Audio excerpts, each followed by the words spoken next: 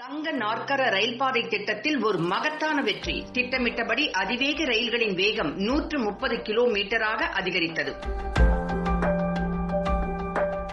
இந்திய சாலையை உலக தரத்திற்கு இணையாக உருவாக்கவும் அதன் மூலம் பயணங்களை எளிதாக்கவும் முன்னாள் பிரதமர் வாஜ்பாய் ஆட்சி காலத்தில் 1999ஆம் ஆண்டு தங்க நாற்கர சாலை திட்டம் கொண்டுவரப்பட்டது. அதன் அடிப்படையில் இந்திய ரயில்வேகளை மேம்படுத்தி செயல்பட வைர நாற்கர ரயில் பாதை திட்டம் ஒன்றை செயல்படுத்த பிரதமர் திரு நரேந்திர மோடி தலைமையிலான மத்திய அரசு 2014ஆம் ஆண்டு திட்டமிட்டது. இந்த வைர நாற்கர ரயில் பாதையில் புல்லட் ரயில்களை இயக்கவும் திட்டமிட்டு இதற்காக ஜப்பான் நாட்டின் நிதியுதவி பெற்று படிப்படியாக திட்டம் செயல்படுத்தப்பட்டு வருகின்றது. இப்போது முடியும் நிலையில் உள்ளது. இதன்படி ஆந்திரா, தெலுங்கானா, ஒடிசா, மேற்கு வங்காளம், ஜார்க்கண்ட், பீகார், உத்தரப்பிரதேசம், டெல்லி, ஹரியானா, ராஜஸ்தான், குஜராத், மகாராஷ்டிரா, கர்நாடகா, கேரளா ஆகிய மாநிலங்களில் ஊடாக செல்லும் அகல ரயில் பாதைகள் மேலும் மேம்படுத்தப்பட்டு அதை நவீன தண்டவாள சாலைகளாக மாறியது. இதன் வழியாக முழுமையான விரைவு ரயில் போக்குவரத்து வரும் 2021இல் தொடங்கும் என்று எதிர்பார்க்கப்படுகிறது. இந்நிலையில் தங்க நாற்கர ரயில் பாதை திட்டத்தில் 1612 கிலோமீட்டர் ரயில் பாதையில் 1280 கிலோமீட்டர் தூரத்திற்கு